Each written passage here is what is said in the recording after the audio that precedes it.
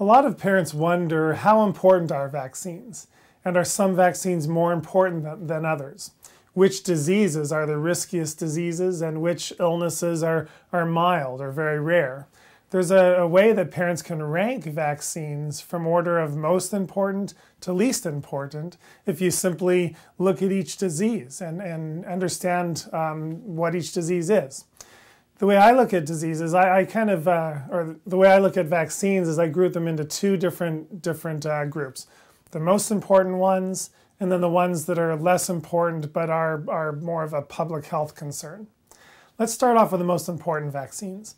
The diseases that pose a risk to young babies and diseases that cause fatalities every year in the United States among infants are Hib meningitis, PC meningitis, whooping cough or pertussis, rotavirus, and the flu.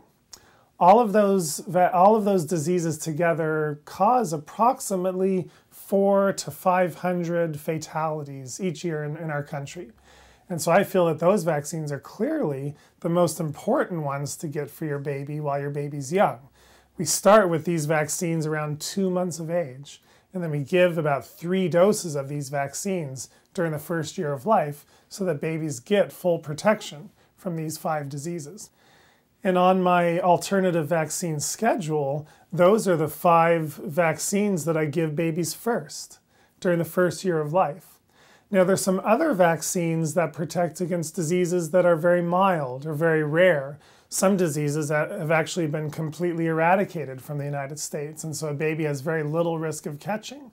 Those kinds of diseases aren't as important to get the vaccine in during the first year of life, and those kinds of vaccines could be reasonably delayed until a baby's 1 year old or 2 years old. And some of those diseases include polio, hepatitis B, hepatitis A, measles, mumps, rubella, chickenpox.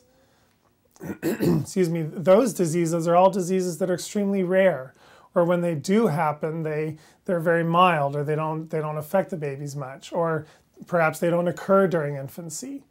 And so those vaccines are clearly not nearly as important to work in on the schedule while a baby's young. So in my office, I think a lot of parents are worried about getting so many vaccines together. And so what I tell my patients is, I say, hey, let's start with the most important vaccines first. Let's make sure your baby has protection from any of the real serious diseases that could pose a threat to your baby's life. I give those vaccines in groups of 2, 2 vaccines at a time, and I space them out and give the vaccines that way so the baby has the most important protection.